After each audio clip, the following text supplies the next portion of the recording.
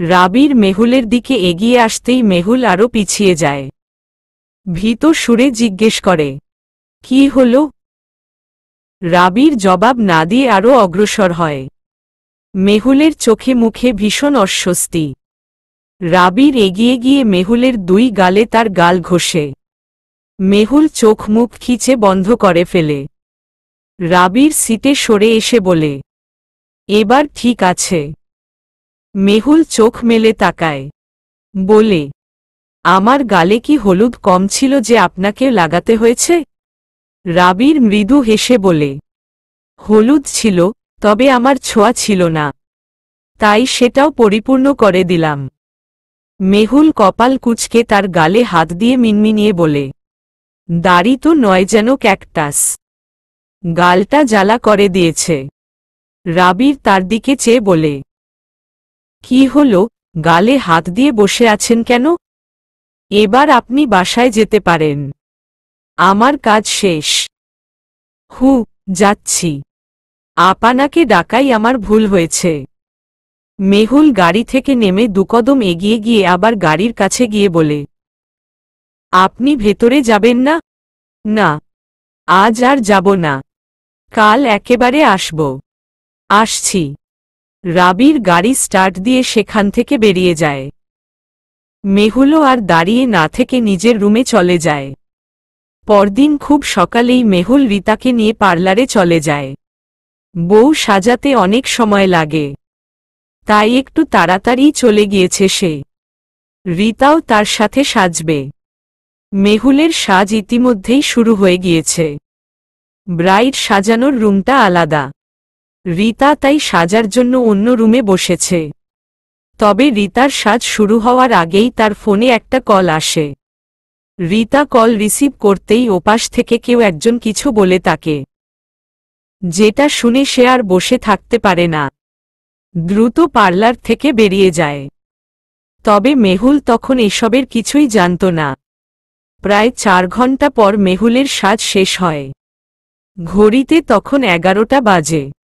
একটা লাল রঙের গর্জিয়াস বেনারসি পরেছে সে। তার সাথে গয়না আর গর্জিয়াস একটা মেকআপে অসাধারণ লাগছে। নিজেকে আয়নায় দেখে নিজেই যেন চিনতে পারছে না। সে পুরোপুরি রেডি হওয়ার পর একজন মেকআপ স্টাফকে বলল, ওই রুমে আমার একজন ফ্রেন্ড আছে, ওর মেকআপ কি হয়ে গিয়েছে? মেয়েটি বলল, নাম কি উনার? রিতা। ননব্রাইডাল মেকআপ তো এতক্ষণে শেষ হয়ে যাওয়ার কথা। আচ্ছা, আপনি বসুন, আমি দেখছি। মেহুল একটা চেয়ারে বসে ফোনটা পার্স থেকে বের করে অনেকগুলো ছবি তুলে রাবিরকে ছোট্ট একটা মেসেজ দেয়, কখন আসছেন? সেই মেয়েটি আবার রুমে এসে বলল, ম্যাডাম, রিতা নামের ওই রুমে কেউ নেই। মেহুল ভ্রু কুঁচকে বলল, মানে? ও তো আমার সাথেই এসেছিল। আপনারাই তো ওকে ওই রুমে সাজার জন্য যেতে বললেন। হ্যাঁ, কিন্তু এখন তো উনি ওই রুমে নেই। হয়তো সাজ শেষে চলে গিয়েছেন। না না, আমাকে না নিয়েও যাবে না। মেহুল তখন তার ফোন দিয়ে রিতার নাম্বারে কল লাগায়। কিন্তু অদ্ভুত ব্যাপার, তার নাম্বার বন্ধ বলছে। মেহুল পরে সেই রুম থেকে বেরিয়ে পুরো পার্লার ভালোভাবে খুঁজে, কিন্তু রিতাকে সে কোথাও খুঁজে পায় না। সে এবার চিন্তায় পড়ে যায়। বাসায় মাকে কল দেয়, জিজ্ঞেস করে সেখানে রিতা গিয়েছে কিনা। কিন্তু রামিনা বেগম বললেন, রিতা সেখানে যায়নি। মেহুল রিতার মাকে কল করে, জিজ্ঞেস করে উনি কিছু জানেন কিনা। কিন্তু রিতার মাও কিছু বলতে পারেন না। মেহুল এবার ভীষণ চিন্তায় পড়ে। মেয়েটা হুট করে কোথায় চলে গেল? সে আরও কয়েকবার রিতার ফোনে কল করে, কিন্তু বরাবরই ফোনটা বন্ধ বলছে। মেহুল কি করবে বুঝতে পারছে না। সেই সময় তার ফোনে রাবিরের মেসেজ আসে। সে লিখেছে, তারা আর আধ ঘন্টার মধ্যে পৌঁছে যাবে। মেহুল সময় দেখে 12টা বাজতে চলল। এইদিকে রিতার কোনো খোঁজ নেই।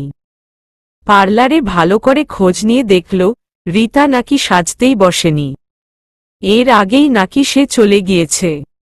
মেহুল কোনো উপায় না পেয়ে গাড়িতে গিয়ে বসে তার গার্ডকে জিজ্ঞেস করে, আপনি কি আমার ফ্রেন্ডকে পার্লার থেকে বেরুতে দেখেছেন? ম্যাডাম, আসলে অনেকেই তো যাচ্ছে বের হচ্ছে, আমি তো অতটা খেয়াল করিনি।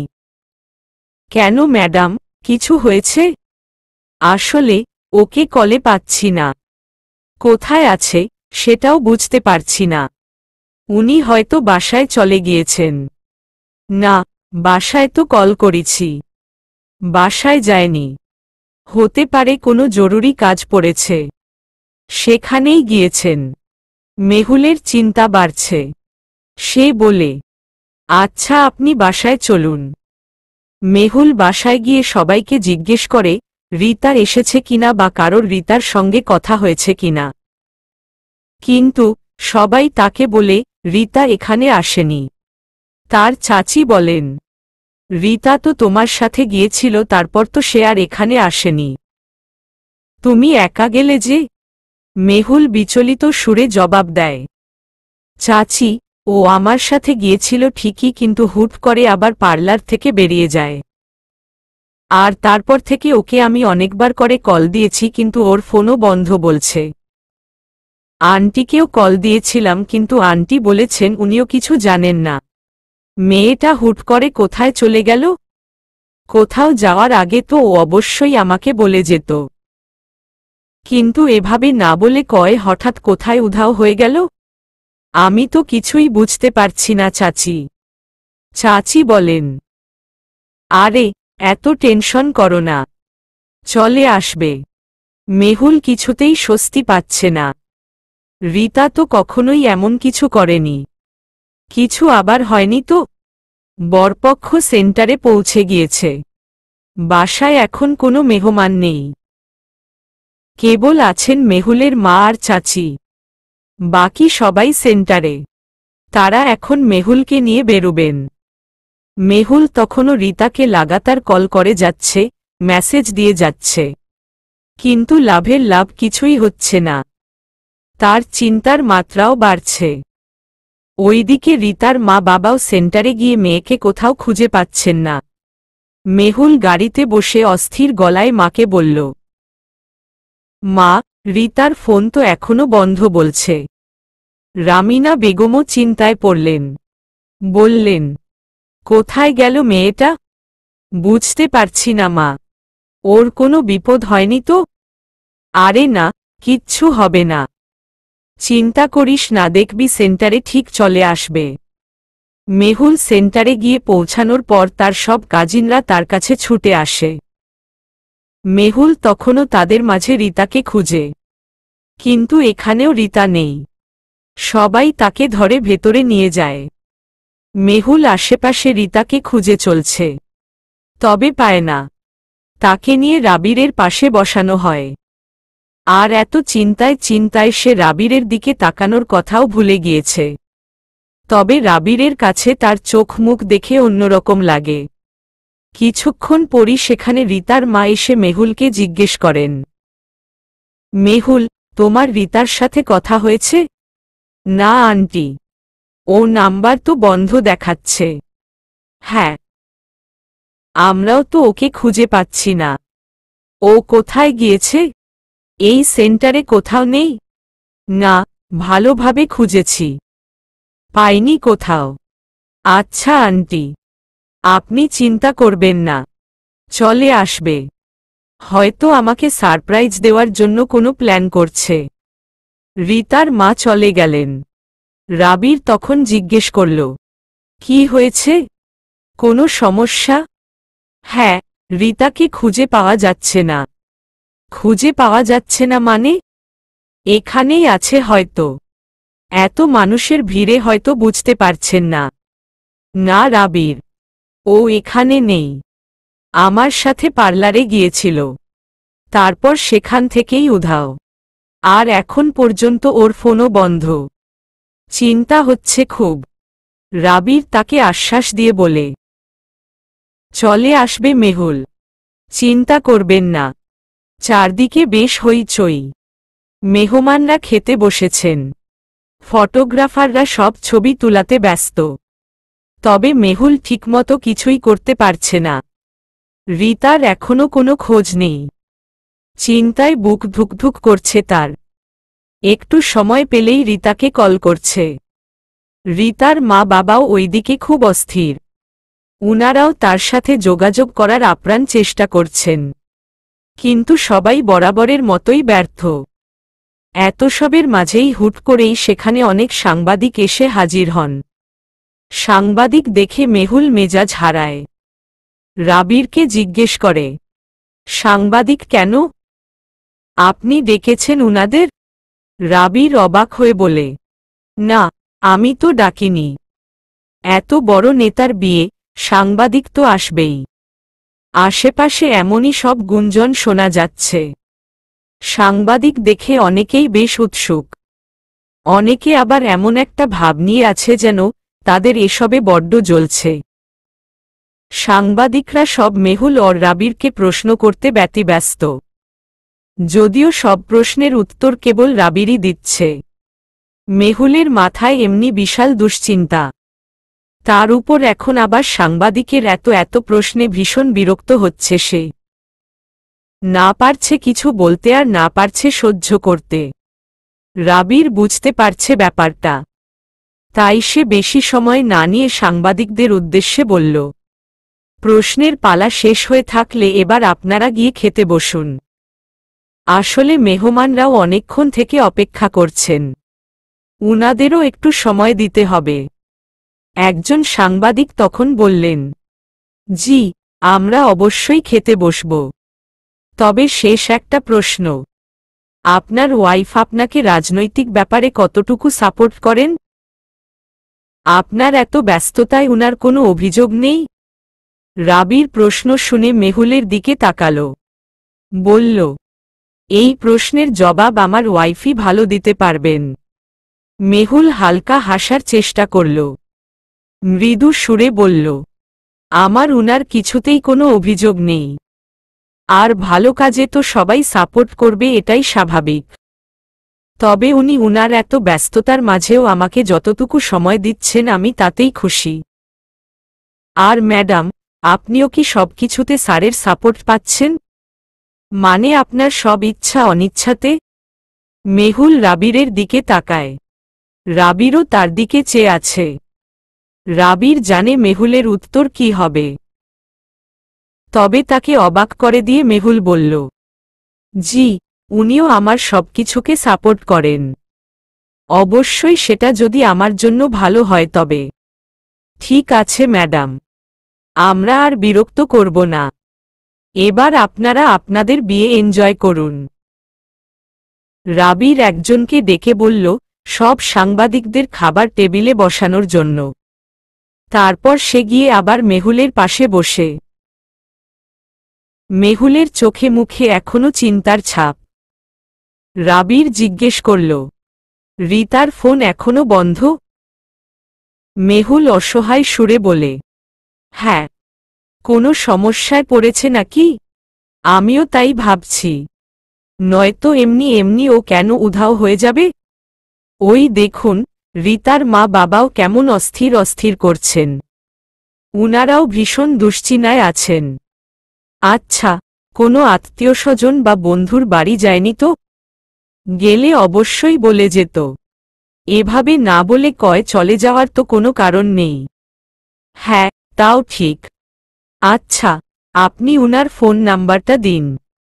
আমি আমার পরিচিত একজনকে পাঠিয়ে রাখি, উনি লোকেশন ট্র্যাশ করতে পারবেন। তাই? দাঁড়ান দিচ্ছি। রাবির তার পরিচিত ব্যক্তিকে রিতার ফোন নাম্বারটা পাঠিয়ে দেয়। মেহুলকে আশ্বস্ত করে বলে, এবার ঠিক একটা খোঁজ পাওয়া যাবে। আর চিন্তা করবেন না।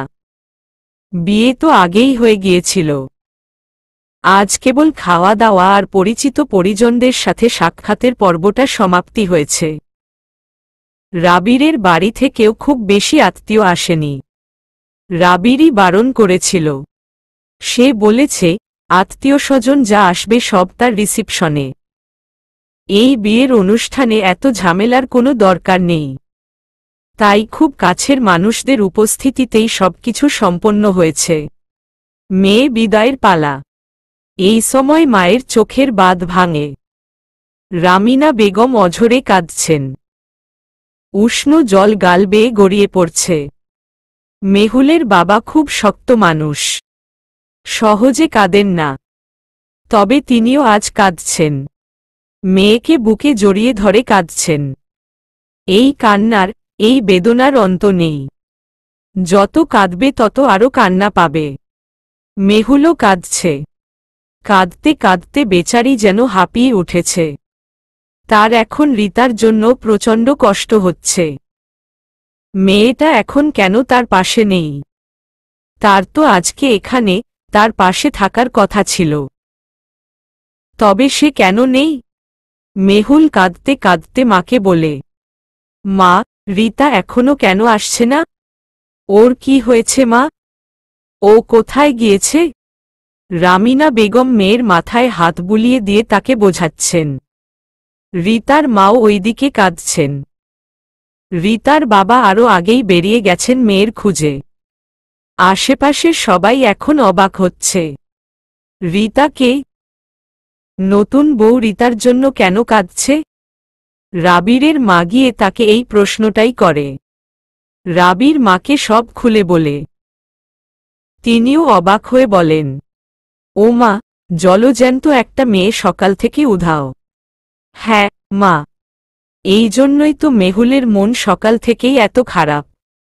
মেয়েটা রিতার জন্য অস্থির হয়ে উঠেছে। রিতার মা বাবা জানেন? হ্যাঁ, ওই যে উনার মাও কাঁদছেন। রাবিরের মার ভীষণ মায়া হয়। তিনি মেহুলের কাছে গিয়ে বলেন, মা, কষ্ট পেও না।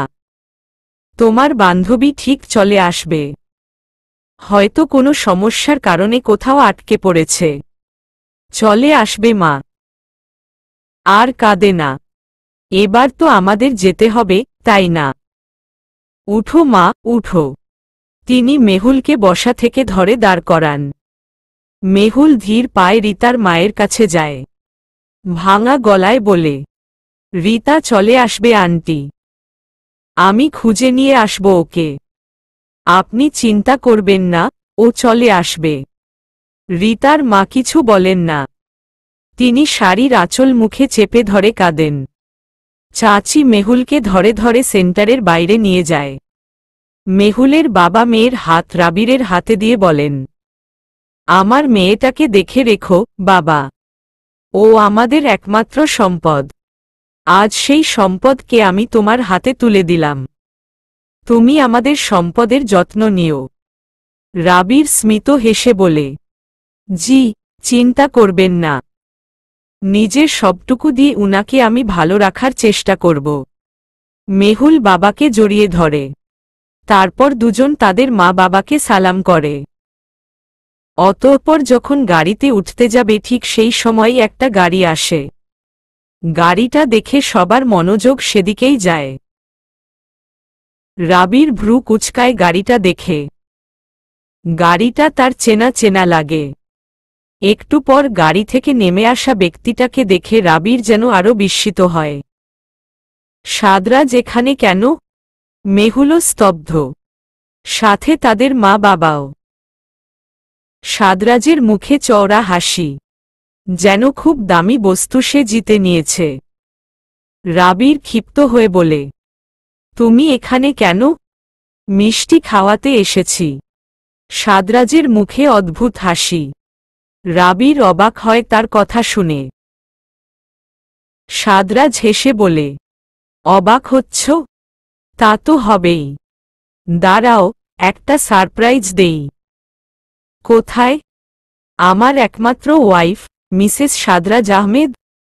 এসো। সবাই হতভম্ব হয়ে গাড়ির দিকে তাকায়। সাদরাজের বউ। গাড়ি থেকে একটা মেয়ে নামল। মেয়েটার চোখে মুখে ভয় আর অস্থিরতা।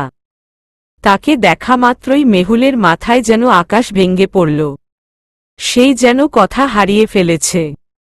গলায় কথা জড়িয়ে আছে। মুখ দিয়ে তবুও কিছু বের হচ্ছে না। সাদরাজ মেয়েটার কাছে এগিয়ে গিয়ে তার হাত ধরে। তাকে নিয়ে এসে সবার সামনে দাঁড়ায়। আগের মতোই হেসে বলে, সবার সাথে পরিচয় করিয়ে দেই, আমার ওয়াইফ মিসেস রীতা আহমেদ। রীতার মাও বাক্রুদ্ধ। আত্মীয়স্বজন যেই কয়জনই আছেন সবাই যেন বিস্ময় কিছু বলতে পারছেন না। এখানে কি হচ্ছে সবকিছু তাদের ধারণার বাইরে। রীতার মা মেয়ের কাছে গিয়ে চেঁচিয়ে বললেন, এসব কি রীতা? রীতা জবাব দেয় না। তিনি চিৎকার করে বললেন, কি হলো, চুপ করে আছিস কেন? বল, কি এসব? তুই বিয়ে করেছিস? পালিয়ে বিয়ে করেছিস? এত বড় সাহস তোর? এই বলে তিনি তাকে চড় মারতে উদ্যত হতেই সাদরাজ উনার হাত ধরে ফেলে। সে বলে, উহু শাশুড়ি মা, আমার বউয়ের গায়ে হাত তোলার সাহস দেখাবেন না। ও যা করেছে আমার ইচ্ছাতেই করেছে। ও এখন আমার স্ত্রী, তাই ভুলেও ভবিষ্যতে এমন কিছু করতে যাবেন না। রীতার মার শরীর আশার হয়ে এল। তিনি এক কোণে গিয়ে বসে পড়লেন। তার মেয়ে যে এমন কিছু করতে পারে তিনি তা কখনো কল্পনাও করেননি। রাবির আর নীরব থাকতে পারে না। সে রীতাকে জিজ্ঞেস করে, রীতা, সত্যিই আপনি সাদরাজকে বিয়ে করেছেন? নিজের ইচ্ছাতেই করেছেন নাকি ও আপনাকে ভয় দেখিয়েছে? দেখুন, আপনি ভয় পাবেন না। সত্যিটা বলুন, আমরা আছি সবাই। রীতা মাথা নুইয়ে নরম গলায় বলল, আমি নিজের ইচ্ছেতেই বিয়ে করেছি। কেউ আমাকে জোর করেনি। রীতার মুখের কথা আর তার চোখের ভাষা এক না। রাবির সেটা বেশ বুঝতে পারছে।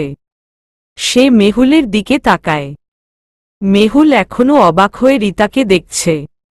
বিশ্বাস যেন এখনো তার ধারে কাছে ঘেঁষছে না।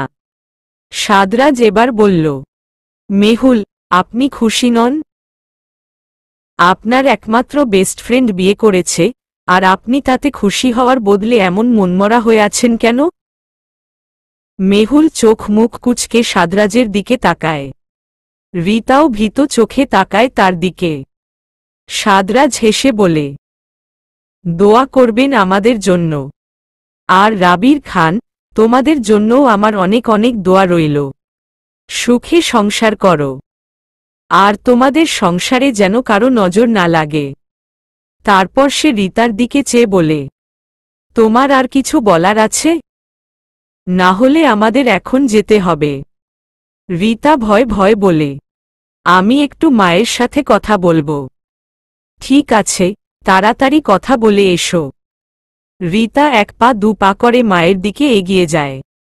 তার মা অন্যদিকে মুখ ঘুরিয়ে বসে আছেন। রীতা মায়ের পায়ের সামনে হাঁটু ভাঁজ করে বসে কান্না ভেজা স্বরে বলে, আমাকে ক্ষমা করে দিও মা। তিনি কোনো কথা বলেন না। শক্ত হয়ে বসে রইলেন কেবল। মায়ের কাছ থেকে কোনরূপ উত্তর না পেয়ে রীতা উঠে দাঁড়ায়। সে মেহুলের কাছে যায়। তাকে খুব শক্ত করে জড়িয়ে ধরে। শব্দ করে কেঁদে ফেলে। মেহুলও আর নিজেকে ধরে রাখতে পারে না। সেও রীতাকে জড়িয়ে ধরে কাঁদে। কাঁদতে কাঁদতে বলে, এমনটা কেন করলি? তুই তো সিয়ামকে পছন্দ করতি। তাহলে? রীতা কিছু বলতে পারে না। সে শব্দ করে কেঁদে চলছে। সাদরাজ বলে, রীতা সিয়াম নামের কাউকে পছন্দ করত না। আর করেও থাকলে সেটা তার অতীত। আর নতুন বিয়ে হওয়া হাজবেন্ডের সামনে তার ওয়াইফের অতীতকে টেনে না আনাই ভালো। রীতা, হয়েছে তোমার? এবার গিয়ে গাড়িতে বসো। মেহুল রেগে বলল, আপনি কি ভেবেছেন আপনার ষড়যন্ত্র আমরা বুঝি না? আপনি এসব রীতাকে ভয় দেখিয়ে করিয়েছেন। ও না হয় কখনোই আপনাকে বিয়ে করত না। আপনার মতো একটা খারাপ মানুষকে কি কেউ জেনে শুনে বিয়ে করবে? জীবনেও করবে না। আর আপনি যদি আমার বান্ধবীর সাথে এইটুকুও অন্যায় করেন তাহলে আমি কিন্তু আপনাকে আর ছেড়ে কথা বলবো না। সাদরাজ শব্দ করে হাসে। বলে, ভয় পেয়েছি মিসেস খান, ভীষণ ভয় পেয়েছি। সেসব পরে দেখা যাবে। আগে তো আমরা আমাদের নতুন জীবন শুরু করি। রিতা, এবার চলো। এই বলে সে রিতার হাত টানতে টানতে গাড়ির দিকে নিয়ে যায়। আর রিতা পুরোটা সময় পেছনে তাকিয়ে কাঁদতেই থাকে। মেহুলেরও ওকে দেখে ভীষণ কষ্ট হয়। রাবিরের সারা শরীর রাগে রি করছে। তার সাথে শত্রুতা মেটাতে সাদরাজ কি শেষে রিতাকে বিয়ে করেছে? আর তাছাড়া রিতাকে বিয়ে করার ওর আর কি উদ্দেশ্য থাকতে পারে? সে ভীষণ চিন্তায় পড়ে। মেহুল রিতার মার কাছে যায়, উনাকে বোঝায়, কিন্তু তিনিও তো বুঝতে পারছেন তার মেয়ে ভুল সিদ্ধান্ত নিয়েছে। রিতার মুখে সাদরাজের কথা তিনিও শুনেছেন। মেয়ের জন্য কষ্টে উনার বুকটা এখন খা খা করছে। রাবির বলে, আন্টি, চিন্তা করবেন না। সাদরাজ রিতার সাথে কোনো অন্যায় করতে পারবে না। যদি এই বিয়েটা সত্যিই রিতার মতের বিরুদ্ধে গিয়ে হয়ে থাকে তবে আমরা এর বিরুদ্ধে আইনি পদক্ষেপ নিব। রিতার কিছু হবে না আন্টি, আপনি ধৈর্য ধরুন। আর আঙ্কেলকেও বুঝিয়ে বলবেন। মেহুল তার মায়ের কাছে গিয়ে বলে, মা, তুমি আন্টিকে বাড়ি পৌঁছে দিও। আর আঙ্কেলকেও তুমি সবকিছু বুঝিয়ে বলো। আমি রিতার সাথে কথা বলবো। ওর সাথে কোনো খারাপ কিছু আমি হতে দিব না। ঠিক আছে মা, তুই নিশ্চিন্তে যা। আমি আপার সাথে আছি। এমন একটা খারাপ পরিস্থিতিতে মেহুলের এই জায়গা ছেড়ে যেতেও খারাপ লাগছে, কিন্তু আজ তো তাকে যেতেই হবে। তাই অবশেষে মা বাবাকে বিদায় দিয়ে সে তার গন্তব্যের দিকে রওনা দিল। মেহুলের শ্বশুরবাড়ি ভীষণ সুন্দরভাবে সাজানো গুছানো। চারদিকে আলোকসজ্জায় ঝলমল করছে। শ্বশুরবাড়িতে রাবিরের কিছু কাজিন আছে। তারাই মেহুলকে নিয়ে রাবিরের রুমে যায়। রাবিরের রুমও সাজিয়ে গুছিয়ে পরিপাটি করে রাখা। বিছানা জুড়ে ফুলের মেলা বসেছে যেন। একটা তীব্র বেলি ফুলের ঘ্রাণ এসে তার নাকে ঠেকেছে। সবকিছু আজ ভীষণ আনন্দের হতো যদি নারী তার সাথে এই অন্যায়টা হতো। সে আজ এত আনন্দের মাঝে থেকেও নীরস। মনে কোথাও একটা দুশ্চিন্তার আর ভয় কাজ করছে। সাদরাজ রিতার সাথে খারাপ কিছু করবে না তো? তার এত কিছুর পেছনে কি উদ্দেশ্য কে জানে? রাবিরের একজন কাজিন, বয়সটা হয়তো মেহুলেরই মতো। সে আলমারি থেকে একটা শাড়ি এনে বলল, ভাবি, মামি বলেছেন এখন শাড়ি চেঞ্জ করে এই শাড়িটা পরার জন্য। তুমি কি শাড়ি পরতে পারো, নাকি আমরা হেল্প করব? না, আমি পারব। আচ্ছা, আর শাড়ির সাথে এই গয়নাগুলোও পরতে বলেছেন। আচ্ছা। তারা সবকিছু মেহুলকে বুঝিয়ে দিয়ে রুম থেকে বেরিয়ে যায়। মেহুল ভেতর থেকে দরজা আটকে দিয়ে ওয়াশরুমে চলে যায় ফ্রেশ হতে। নিজেকে আয়নায় দেখে রিতার কথা মনে পড়ে তার। মেয়েটাও তো এইভাবে বউ সাজতেন চেয়েছিল। একটা সুন্দর সুষ্ঠু বিয়ে চেয়েছিল। কিন্তু কি থেকে কি হয়ে গেল? এমনটা তো না হলেও পারত। এই সব কিছুর সাথে সাদরাজ রিতাকে কেন জোড়ালো? এই মেয়েটার কি দোষ? ওর সাথে এমন অন্যায় না হলেও তো পারত। মেহুল ওয়াশরুমের দরজা খুলে বাইরে বেরুতেই চমকে যায়। রাবিরও হঠাৎ তাকে দেখে অবাক হয়। রিতা বুঝতে পারেনি রাবির যে এখন রুমে থাকতে পারে। তাই সে কোনোরকমেই শাড়ি পেঁচিয়ে চলে এসেছে, যার দরুন শরীরের অনেক অংশই দৃশ্যমান তার। রাবিরও ব্যাপারটা বুঝতে পারেনি। দরজা লক ছিল, চাবি তো তার কাছে সবসময়ই থাকে, তাই ঢুকে পড়েছে। ওয়াশরুমে পানির শব্দ শুনে সে বুঝতে পেরেছিল মেহুল ভেতরেই চেঞ্জ করছে। কিন্তু এখন সে মেহুলকে এভাবে দেখে খানিকটা অপ্রস্তুত হয়ে পড়ে। মেহুল লজ্জা পেয়ে আবার ওয়াশরুমে যেতে নিলে রাবির বলে, আপনি রুমে আসুন, আমি বাইরে যাচ্ছি। সে বাইরে চলে যায়। মেহুল পেছনে থেকে ডেকে বলে, নক করা ছাড়া রুমে ঢুকবেন না, প্লিজ। ঠিক আছে। রাবির বেরিয়ে যেতেই মেহুল গিয়ে দরজা লক করে দেয়। সবকিছু ঠিকঠাক মতো পরে সে দরজা খুলে বাইরে উকি দেয়। রাবির বাইরে নেই, আশেপাশে আর কাউকেই সে দেখতে পায় না। তাই আবার ভেতরে গিয়ে বিছানায় বসে মাকে কল করে। জানতে পারে রিতার মাকে তিনি ঠিকঠাক মতো বাড়ি পৌঁছে দিয়েছেন, আর রিতার বাবার সাথেও তিনি কথা বলেছেন। উনারা ভীষণ উদ্বিগ্ন, আর তা তো হবারই কথা। একমাত্র মেয়ে উনাদের। চিন্তায় চিন্তায় মানুষগুলো অসুস্থ না হয়ে পড়ে। মায়ের সাথে কথা বলে ফোন রাখতেই রাবিরের সেই কাজিন এসে বলে, ভাবি, রেডি তুমি? হ্যাঁ। আচ্ছা, নিচে চলো, মামি খেতে ডাকছেন। মেয়েটা মেহুলকে নিয়ে নিচে যায়। রাবিরও সেখানেই ছিল। তার নতুন বউয়ের দিকে চোখ পড়ে তার। লাল টুকটুকে একটা শাড়ি পরেছে, মাথায় ঘোমটা টেনে ধরে রাখার সর্বোচ্চ চেষ্টা চালাচ্ছে। তাও অসভ্য ঘোমটা যেন থাকতেই চাইছে না।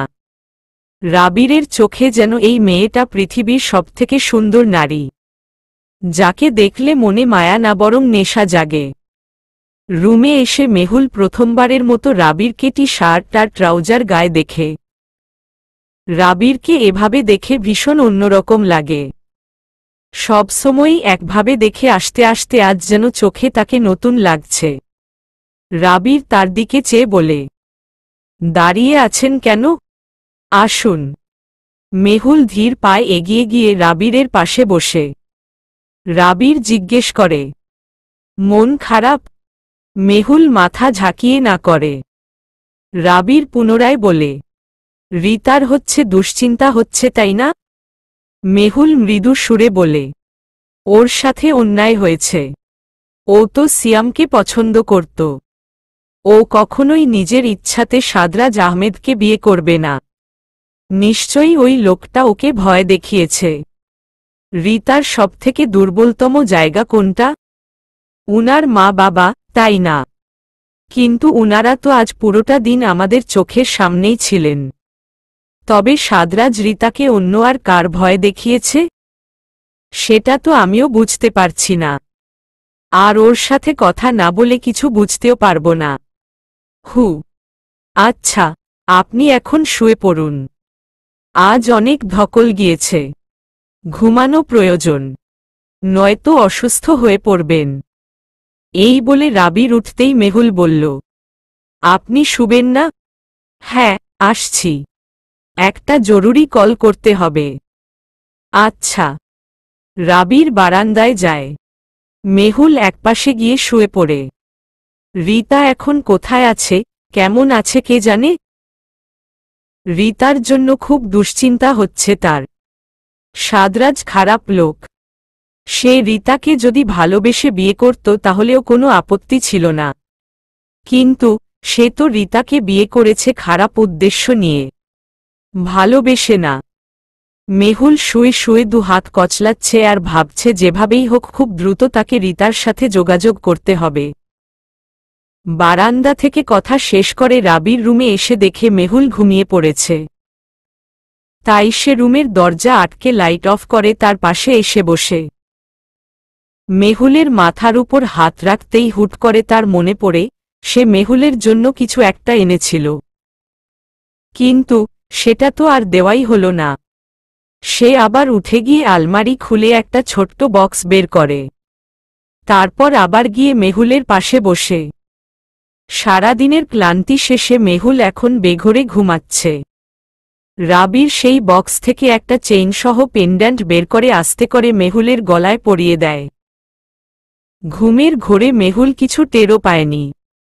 পরানো শেষে রাবির মুচকি হাসে। মেহুলের কপালে ঠোঁট ছুঁয়ে দিয়ে সেও পাশে শুয়ে পড়ে।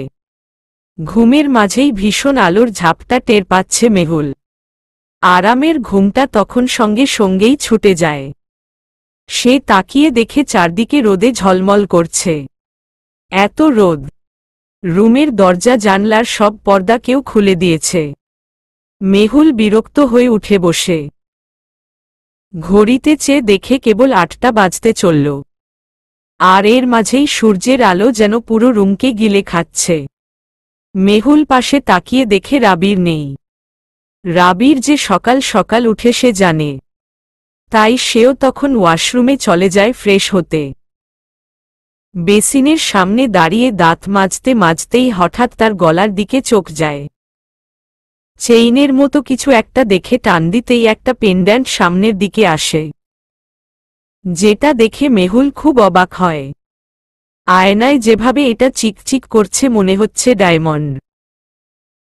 সে তখন বুঝতে পারে এটা রাবির নিশ্চয়ই কাল রাতে ঘুমের মধ্যে তাকে পরিয়ে দিয়েছিল।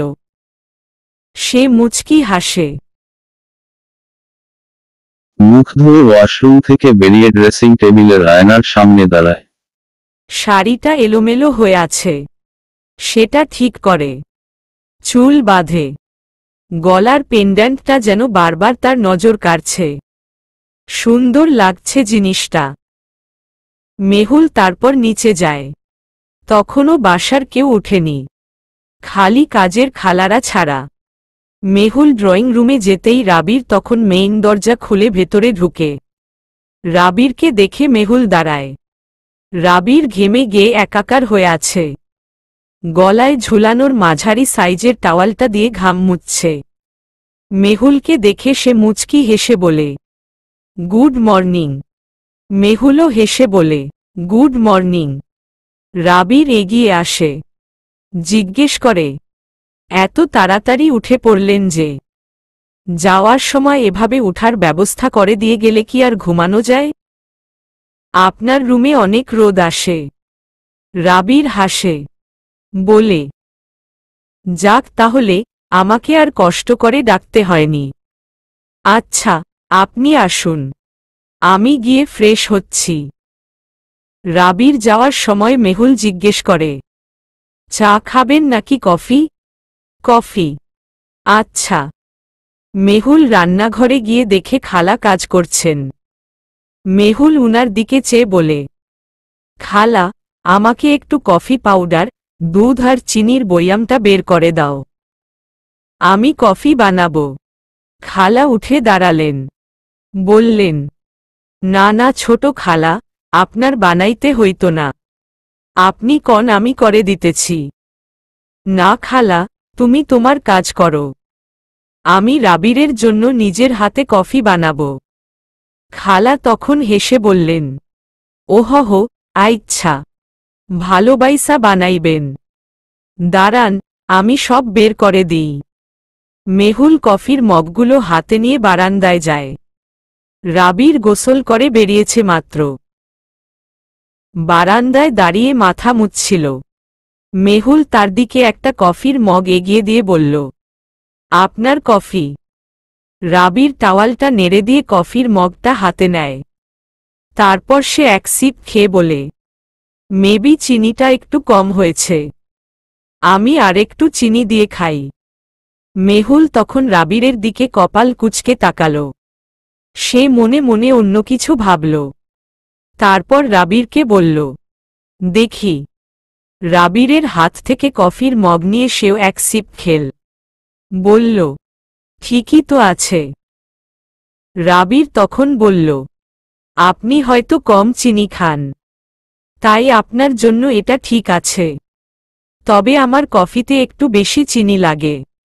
মেহুল জিজ্ঞেস করল, এখন দিয়ে আনব? না, থাক। এখন আর কষ্ট করে নিচে নামতে হবে না। এই বলে সে মেহুলের কাছ থেকে কফির মগটা নিয়ে খেতে আরম্ভ করে। মেহুল তার দিকে কপাল কুঁচকে চেয়েই থাকে। রাবির চেয়ে বলে, কি হলো, আপনি খাচ্ছেন না কেন? কফি ঠান্ডা হয়ে যাচ্ছে তো। মেহুল মুখ কালো করে অন্যদিকে তাকায়। কোথায় সে ভেবেছিল সে কফিতে চুমুক দেওয়ার পর রাবির বলবে, আপনার ঠোঁটের ছোঁয়াতেই আমার কফি মিষ্টি হয়ে গিয়েছে, আমার আর মিষ্টি লাগবে না। তা না, সে কিছু না বলে এই কফিই গিলে যাচ্ছে। নিরামিষ কোথাকার।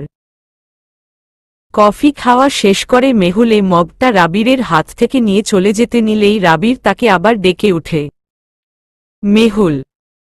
মেহুল চেয়ে বলে, কি? আপনার কাছ থেকে নেওয়ার পর কফিটা মিষ্টি হয়ে গেল কি করে বলুন তো? মেহুল ভ্রু কুচকায় সঙ্গে সঙ্গে। রাবির ভ্রু নাচিয়ে বলে, কি হলো বলুন। মেহুল নাক ফুলিয়ে বলে, জানি না। এই বলে সে দ্রুত নিচে নেমে যায়। আর রাবির তখন তার যাওয়া দেখে শব্দ করে হেসে উঠে। রীতা বিছানা ছেড়ে উঠতে পারছে না। মাথায় প্রচণ্ড ব্যথা তার। চোখ মেলে তাকিয়ে যেন সবকিছু ঝাপসা দেখছে। তাও কোনোরকমে চোখ খুলে চাইল। চেয়ে দেখল একটা বয়স্ক মহিলা তার দিকে হা করে চেয়ে আছে। সে বুঝতে পারল না প্রথমে। পরে নিজের দিকে তাকাতেই লজ্জা পেয়ে ওড়না গায়ে জড়িয়ে নিল। কোনোরকমে উঠে বসল। মহিলাটা বলল, ম্যাডাম, আপনার কফি। স্যার কইছে নিচে গিয়া নাস্তা করতেন। আর আপনার জামা কাপড় সহ যা যা লাগবো সব আলমারিতে আছে। রীতা ঢোক গিলল। কাপা কাপা গলায় বলল, একটু পানি দিবেন। মহিলাটা একটা পানির গ্লাস তার দিকে এগিয়ে দিল। রীতা ঢকঢক করে পুরো গ্লাসের পানি শেষ করে জোরে জোরে নিঃশ্বাস ফেলল। মহিলাটাকে বলল, ওই লোকটা কোথায়? মহিলাটা ভ্রু কুঁচকে বলে, কোনো লোকটা? সাদরাজ আহমেদ।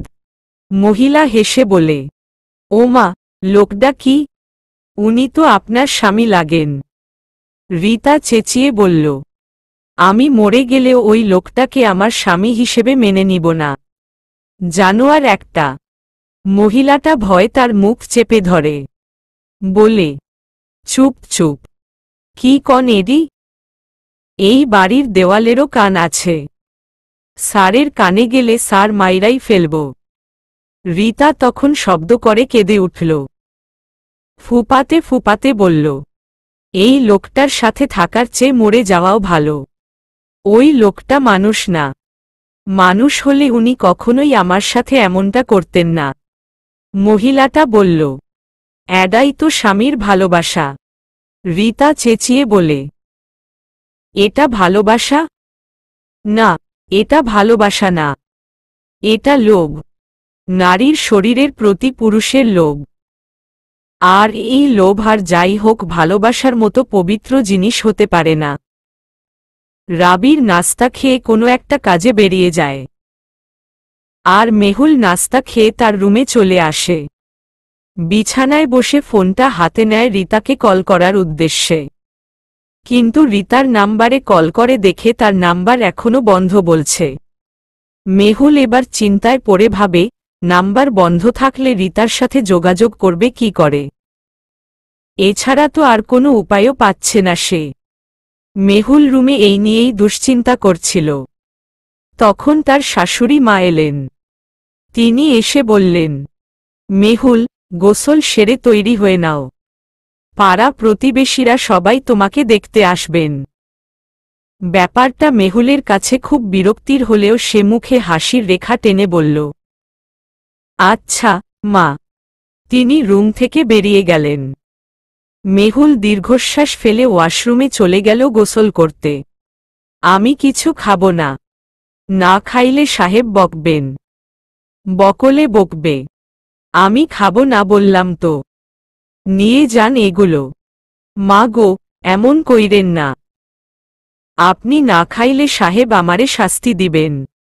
দয়া কইরা এইটুক খাইয়া ফেলেন। রীতা চোখ মুখ কুঁচকে বলল, আচ্ছা, এই লোকটা এত খারাপ কেন? উনার মধ্যে কি ন্যূনতম বিবেক নেই? এত খারাপ একটা মানুষ হয় কি করে? মধ্যবয়স্কা মহিলাটি হাসলেন। তিনি হাসলে তার পান খাওয়া লাল দাঁতগুলো কুৎসিত লাগে। তিনি বললেন, মানুষ এমনি এমনি খারাপ হয় না। মানুষরে খারাপ বানানো হয়। জানেন তো, প্রত্যেক মানুষের সাথেই একটা শয়তান থাকে, যে সারাদিন খালি চিন্তা করে কেমনে মানুষরে খারাপ বানাইব।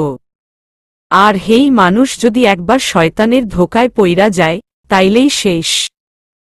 আর হেই মানুষরে তহন খারাপ হওয়া থেইকা কেউ বাঁচাইতে পারে না। বুঝছেন? রীতা তাচ্ছিল্যের সুরে হেসে বলে, খালা, আপনার ওই সাহেবকে বোধ হয় শয়তানও দেখে মনে মনে ভাবে, এই মানুষটা দেখি তার থেকেও বড় শয়তান। খালা আবারও হাসলেন, বললেন, আপনি বুঝেন নাই কিছু। থাক, আপনি খাইয়া লন। আমি খাবো না খালা, নিয়ে যান এগুলো। না খাইলে শক্তি কই পাইবেন? খাইতে হইব, শরীরে শক্তি করতে হইব, তাইলেই না লড়াই করতে পারবেন। শক্তি ছাড়া কেমনে দাঁড়াবেন? লড়াই কার সাথে? সাদরাজ আহমেদের সাথে? আপনার মনে হয় আমার মতো একটা মেয়ে ওই সাদরাজ আহমেদের সাথে লড়াই করে পারবে? কখনোই না।